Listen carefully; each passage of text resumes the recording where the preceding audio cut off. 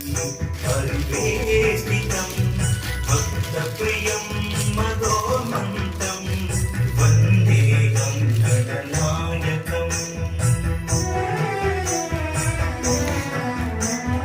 सर्वविघ्नहरं देवं सर्वविघ्नविवर्जितं सर्वसिद्धिप्रदातारं वन्देहं गणनायकम् गणाष्टकमिदं पुण्यं यः पठेत् सततं नरः सिद्ध्यन्ति सर्वकार्याणि विद्यावान् धनवान् भवेत् इति श्रीगणनायकाष्टकम्।